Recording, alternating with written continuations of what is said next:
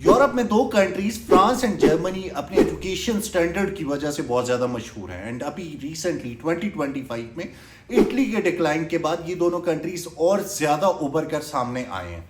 आज की वीडियो में हम इन दोनों कंट्रीज का डिटेल में कंपैरिजन करेंगे कि कौन सा कंट्री 2025 में ज़्यादा बेहतर ऑप्शन है। यहाँ पे हम स्टडी कॉस्ट को कंसीडर करेंगे, यहाँ पे हम ओवरऑल वीज़ा रेशो को देखेंगे, यहाँ के प्रोसेसेस के हवाले से डिस्कशन करेंगे, यहाँ पे जो आपको प्रॉब्लम्स फेस करने को मिल सकती हैं उनके हवाले से हम डिस्कशन करेंगे, बैंक स्टेटमेंट्स एंड ऑल, बहुत सारी डिस्कशंस है। तो मेक श्योर कीजिएगा कि आप इस वीडियो को एंड तक देखें and if you are new to this channel don't forget to subscribe.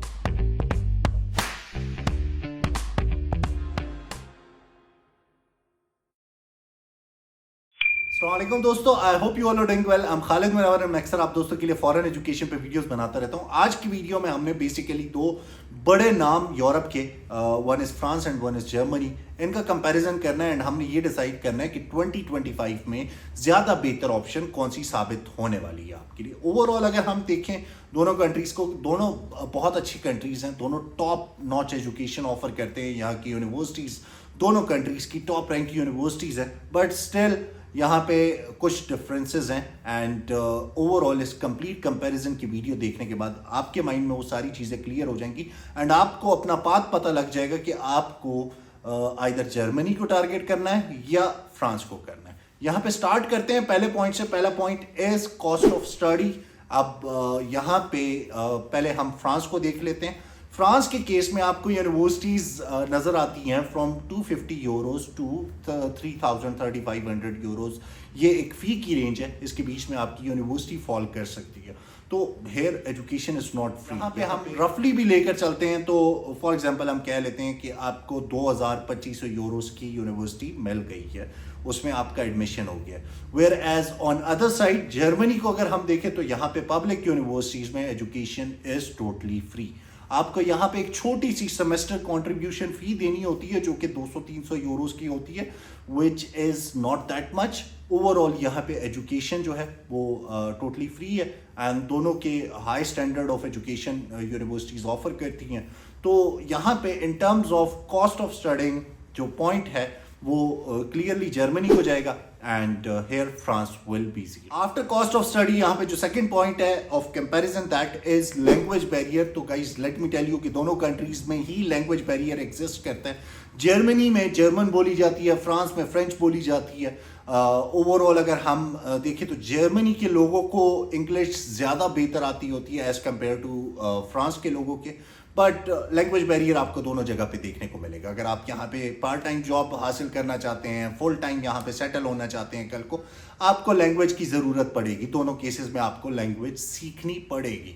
तो चूंकि लैंग्वेज बैरियर दोनों कंट्रीज़ में है तो यहाँ पे जो पॉइंट है वो हम किसी कंट्री को असाइन नहीं करेंगे। यहाँ पे जर्मनी भी ज़ीरो होगा एंड फ्रांस भी ज़ीरो होगा। आफ्टर लैंग्वेज बैरियर यहाँ पे बात कर लेते हैं थर्ड पॉइंट की, which is acceptance with low marks. अब ये हमारे जो पाकिस्तानी भाई हैं उनका बहुत बड़ा कंसर्न होता है कि क्या स्पेसिफिक कंट्री में हमें लो मार्क्स के साथ एडमिशन मिल जाएगा, क्योंकि हर बच्चा टॉपर नहीं हो सकता, हर बच्चे के हाई ग्रेड्स नहीं हो सकते। यहाँ पे वो कैटेगरी भी एग्जिस्ट करती है जिनके ग्रेड्स एवरेज है, लाइक उनके 60, 70, 75% मार्क्स हैं एंड वो अब्रॉड जाके हायर एजुकेशन हासिल करना चाहते हैं एट लो कॉस्ट। तो यहाँ पे उन स्टूडेंट्स के हवाले से अगर हम बात करें तो फ्रांस में उनके लिए ज़्यादा ऑप्शंस हैं as compare to Germany and Germany में जो लो ग्रेड्स वाले स्टूडेंट्स होते हैं उनके वीज़ा अपॉइंटमेंट्स में भी डिले देखने को मिलते हैं। उसके हवाले से हम आगे बात करेंगे, बट यहाँ पे जो पॉइंट है इन टर्म्स ऑफ लो मार्क्स,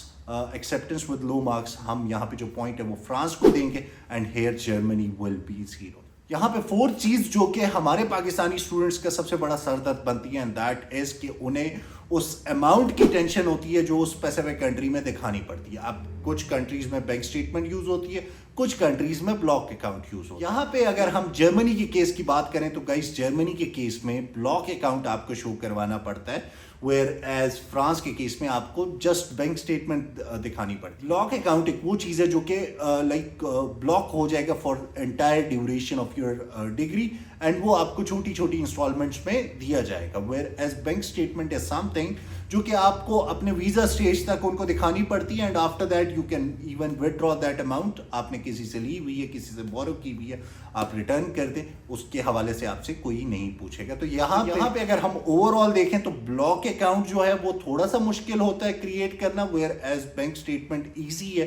तो in terms of this amount to show, हम यहाँ पे जो पॉइंट है वो फ्रांस को देंगे, and here Germany will be C. यहाँ पे फिफ्थ पॉइंट को डिस्कस कर लेते हैं। And fifth point again Pakistani students के लिए एक बहुत बड़ी हर्डल बनी हुई है। उनको हर दूसरे कंट्री में वीज़ा अपॉइंटमेंट रिलेटेड इश्यूज देखने को मिलते हैं। यहाँ पे इटली भी इस रेस से इस वजह से आउट हुआ क्योंकि उनके वीज़ाज जो अपॉइंटमेंट्स हैं वो बहुत मुश्किल से मिलने लग गई, बहुत महंगी मिलने लग गई ब्लैक मार्केट में, तो उस वजह से वो इस रेस से आउट हो गया। बाय द वे, अभी आज के दिन में मैंने इटली पे एक डिटेल वीडियो पोस्ट की है, आप अगर चेकआउट करना चाहते हैं तो इस वीडियो को चेकआउट कर लें। अगर आप ये रिस्क लेने को तैयार हैं कि आप वीज़ा अपॉइंटमेंट के लिए एक बड़ी अमाउंट किसी भी एजेंट को पे करने को तैयार हैं, तो उस केस में आप ये वीडियो जाके देख सकते हैं। इसमें मैंने कंप्लीट प्रोसेस एक्सप्लेन किया हुआ है कि 2025 में कौन कौन से स्टेप्स होने वाले हैं जो कि आपको कवर करने पड़ेंगे इटली पहुंचने के लिए। यहाँ पे अपॉइंटमेंट्स की हम बात कर रहे थे, तो गाइस फ्रांस के केस में अगर हम देखें तो अपॉइंटमेंट्स का एज सच कोई मसला नहीं है, सिंपल प्रोसेस है, एंड आपको अपॉइंटमेंट्स इजीली मिल जाती हैं। वेयर एज जर्मनी के केस में अभी रिसेंट इस जो अभी करंट अपडेट आई है, इससे पहले तक ये स्टेटस था कि अगर आप पहले 2 मिनट में अपॉइंटमेंट नहीं बुक करते तो आपको अपॉइंटमेंट ना मिलती, आपका केस जो है वो डिले में चला जाता, नेक्स्ट जो अपॉइंटमेंट्स की ओपनिंग होनी थी उस तक डिले हो जाता। एंड फ्रांस के केस में आपको ये हर्डल्स नहीं देखने को मिलती, वहाँ पे वीज़ा अपॉइंटमेंट आपको सुकून से मिल जाती है। अभी जर्मनी ने एक न्यू अपडेट लॉन्च की है, उसके हवाले से भी मैं डिटेल वीडियो पोस्ट करूँगा, बट एज सच कोई बड़ा डिफरेंस नहीं आया। अभी भी जर्मनी के केस में आपको अपॉइंटमेंट डिलेज देखने को मिलेंगे। तो here in terms of appointments हम जो पॉइंट है वो फ्रांस को देंगे, and here Germany will be 0। यहाँ पे नंबर 6 पॉइंट अगेन बहुत इंपॉर्टेंट पॉइंट है, एंड वो इंपॉर्टेंट इस वजह से क्योंकि हमारे जितने भी पाकिस्तानी भाई जा रहे होते हैं अब्रॉड, वो इसी माइंडसेट से जा रहे होते हैं कि उन्होंने वापस अपने मुल्क नहीं आना, वो वहीं पर सेटल हो जाएंगे, वहाँ पर जॉब करेंगे, पैसे कमाएंगे, एंड विद टाइम अपनी फैमिली को भी वहाँ पे बुला लेंगे। यहाँ पे जॉब सर्च वीज़ा एक बहुत इंपॉर्टेंट चीज़ बन जाती है उनके लिए। हम अगर फ्रांस के केस में देखें तो फ्रांस के केस में आफ्टर योर स्टडीज आपको 12 महीनों का जॉब सर्च वीज़ा देखने को मिलता है, 1 साल का। वेयर एज जर्मनी के केस में अगर हम देखें तो वहाँ पे आपको 18 मंथ्स का job seeker job search visa देखने को मिलता है। तो टेक्निकली यहाँ पे जर्मनी में आपके पास ज़्यादा ड्यूरेशन है to look for a job, and whereas France के केस में आपके पास थोड़ी सी कम ड्यूरेशन है। वैसे ओवरऑल दोनों इतना डिफरेंस नहीं बनाते, आपको साल में भी इजीली जॉब मिल जाती है। तो लेकिन स्टिल अगर हम इस डिफरेंस को कंसीडर भी करें तो here point will directly go to Germany, and यहाँ पे France will be C. After job search visa हमारे पाकिस्तानी स्टूडेंट्स डिमांड करते हैं कि उनको स्कॉलरशिप भी चाहिए। यहाँ पे अगर हम बात करें तो दोनों कंट्रीज़ में स्कॉलरशिप्स एग्जिस्ट करती हैं, बट वो मेरिट बेस्ड स्कॉलरशिप्स होती हैं।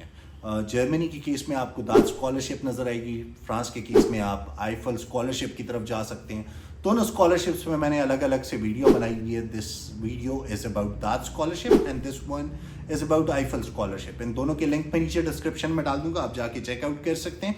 यहाँ पे ओवरऑल अगर हम देखें तो फ्रांस के केस में चूँकि आपकी फ़ीस होती है, एंड अगर आपको स्कॉलरशिप मिल जाती है तो स्टिल इतना डिफरेंस नहीं बनता। वेयर एज अगर हम जर्मनी की केस की बात करें तो वहाँ पे फीस एग्जिस्ट नहीं करती। आपको अगर पार्शली मतलब बहुत लो अमाउंट की भी कोई स्कॉलरशिप कुछ मिल जाए तो वो एक बड़ा डिफरेंस बनाता है आपकी डे टू डे लाइफ में। तो स्कॉलरशिप्स जो हैं वो ज़्यादा बेहतर साबित होती हैं in terms of Germany, whereas France के केस में एज सच ज़्यादा बेहतर ऑप्शन नहीं साबित होती, बिकॉज वहाँ पे एज सच डिफरेंस नहीं बनता। अगर आपकी फ़ीस लेट सपोज 2000 यूरोज़ है, आपको 1000 यूरोज़ का वीवियर मिल गया है तो स्टिल आपको 1000 यूरोज़ पे करने पड़ेंगे। वेयर एज जर्मनी के केस में जो फ़ी है वो एग्जिस्ट नहीं करती, तो स्कॉलरशिप जो आपको मिलेगी वो तो या तो अमाउंट की फॉर्म में होगी या कुछ और बेनिफिट्स आपको उसमें देखने को मिल रहे होंगे। तो इन टर्म्स ऑफ स्कॉलरशिप जो पॉइंट है वो हम जर्मनी को अलॉट करेंगे, and here France will be C. यहाँ पे नंबर 8 पॉइंट पे हम ओवरऑल जॉब मार्केट को देख लेते हैं। जैसा कि मैंने आपको लास्ट पॉइंट में बताया था कि जॉब पाकिस्तानी स्टूडेंट्स के लिए एक बहुत इंपॉर्टेंट फैक्टर होता है किसी भी कंट्री को कंसीडर करने के लिए। यहाँ पे फ्रांस की इकोनॉमी भी बड़ी है, बट जर्मनी की इकोनॉमी उससे ज़्यादा बड़ी है। जर्मनी में ज़्यादा ऑप्शंस हैं एज़ कम्पेयर टू फ्रांस। दोनों कंट्रीज में आपको लैंग्वेज बैरियर देखने को मिलेगा। लैंग्वेज सीखने के बाद ही आपको कोई स्टेबल जॉब मिल पाएगी। लेकिन ओवरऑल पूरे यूरोप को अगर देखें तो जर्मनी ज़्यादा अहेड है एज़ कम्पेयर टू फ्रांस। तो वहाँ पे आपको अपॉर्चुनिटीज़ भी ज़्यादा बेहतर नज़र आएंगी। तो यहाँ पे जो पॉइंट है वो हम जर्मनी को देंगे and here France will be zero. By the way Germany में आपको सैलरीज भी ज़्यादा देखने को मिलेंगी एज कम्पेयर टू फ्रांस। तो अगेन सैलरी भी एक फैक्टर है जो कि जॉब मार्केट के इंटरेस्ट को ज़्यादा डाइवर्ट करता है towards Germany as compare to France. तो यहाँ पे Germany will be 1 and France will be 0। यहाँ पे सेकेंड लास्ट पॉइंट डिस्कस कर लेते हैं which is acceptance rate and overall visa ratio. तो फर्स्ट ऑफ ऑल हम देख लेते हैं फ्रांस के केस में। फ्रांस के केस में गाइज आपको इजीली वीज़ा अपॉइंटमेंट देखने को मिल जाती है। बड़ा ही डायरेक्ट प्रोसेस है। मैंने काफ़ी सारी वीडियोस में एक्सप्लेन किया हुआ है, आप इन वीडियोस को जाके चेकआउट कर सकते हैं डिटेल प्रोसेस के लिए। बड़ा ही simple and to the point process है, कोई एक्स्ट्रा स्टेप्स नहीं इन्वॉल्व। आप तरीके से सारी चीज़ें कर लें, आपको इजीली अपॉइंटमेंट मिल जाती है। ओवरऑल वीज़ा रेशो भी काफ़ी बेहतर है। आपको लो मार्क्स के साथ भी कैटर कर लिया जाता है। वेयर एज जर्मनी के केस में चीज़ें थोड़ी सी डिफ़िकल्ट हैं, यहाँ पे चीज़ें कॉम्प्लेक्स हैं। फर्स्ट ऑफ ऑल तो अपॉइंटमेंट मुश्किल से मिलती है। ओवरऑल अगर हम वीज़ा रेशो को देखें तो जो लो स्कोरिंग स्टूडेंट्स हैं या जिनके एवरेज ग्रेड्स हैं उनके लिए वीज़ा थोड़ा सा मुश्किल हो जाता होता है। तो यहाँ पे जो पॉइंट है इन terms of this visa acceptance rate and overall acceptance rate of university, तो यहाँ पे जो पॉइंट है वो हम फ्रांस को देंगे and here Germany will be C. यहाँ पे अगर हम बात करें ओवरऑल प्रोसेस की तो गाइस जो प्रोसेस है आपका वो ज़्यादा सिंपल आपको देखने को मिलेगा in France. Whereas Germany के केस में वो काफ़ी ज़्यादा कॉम्प्लेक्स हो जाता है। वहाँ पे आपको ब्लॉक अकाउंट में इन्वॉल्व होना पड़ता है और 10 चीज़ें जो कि आपको फेस करनी पड़ती हैं। जर्मनी की वीडियो में मैं डिटेल में इस स्पेसिफिक वीडियो में बात कर चुका हूँ। आज से ये साल पहले मैंने ये अपलोड की थी, साल या 2 साल पहले। स्टिल ये वैलिड है। अमाउंट्स में थोड़ी बहुत चेंजिंग हो सकती है, लेकिन ओवरऑल प्रोसेस तकरीबन सेम ही है। तो आप ये वीडियो जाके चेकआउट कर सकते हैं। यहाँ पे फ्रांस में आपका easily step by step process होता है। स्टेप बाय स्टेप आप सारी चीज़ें खुद कर लेते हैं एंड आप इजीली एडमिशन स्कोर कर लेते हैं, इजीली अपॉइंटमेंट स्कोर कर लेते हैं एंड इजीली वीज़ा भी स्कोर कर लेते हैं। वेयर एज जर्मनी के केस में आपको जो चीज़ें हैं वो कॉम्प्लेक्स फॉर्म में नज़र आएंगी एंड चीज़ें टफ हो जाती हैं। तो यहाँ पे जो पॉइंट है वो अगेन फ्रांस को जाएगा and here Germany will be 0। तो गाइस ये था एक क्विक सा comparison of these 2 amazing countries. यहाँ पे हम रिजल्ट की बात कर लेते हैं। तो यहाँ पे फ्रांस को ओवरऑल इन सारे पॉइंट्स के कंपैरिजन में मिले हैं 5 पॉइंट्स एंड यहाँ पे जर्मनी को 4 पॉइंट्स मिले हैं। तो मेरी नज़र में France is much more better option to study in 2025। बाकी आपने खुद अपने लिए डिसाइड करना है कि हो सकता है कोई ऐसा पॉइंट हो जो कि शायद आपके लिए इतनी इंपॉर्टेंस ना प्ले करता हो एंड आप उसको इग्नोर कर सकते हो। तो उस केस में जर्मनी भी आपके लिए एक अच्छी ऑप्शन साबित हो सकती है। मेरे लिए फ्रांस इस वजह से ज़्यादा मैटर करता है। फ्रांस ज़्यादा इस वजह से मेरे लिए मतलब सूटेबल कंट्री है बिकॉज ये लो स्कोरिंग स्टूडेंट्स को भी कैटर करता है। यहाँ पे ऑल्दो फ़ी एग्जिस्ट करती है बट उसकी अमाउंट जो है वो रीज़नेबल है, उसको एक स्टूडेंट इजीली मैनेज कर सकता है। लैंग्वेज बैरियर आपको यहाँ पे भी देखने को मिलता है, जर्मनी में भी देखने को मिलता है।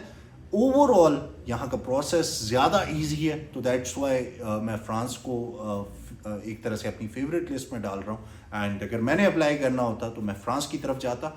आपका अपना डिसीजन है। आई होप आपको आज की वीडियो पसंद आई होगी। अगर आपको पसंद आई है तो मेक श्योर करें कि आप इस वीडियो को लाइक करें, इससे ज़्यादा शेयर करें and if you are new to this channel don't forget to subscribe and yes that's all for today.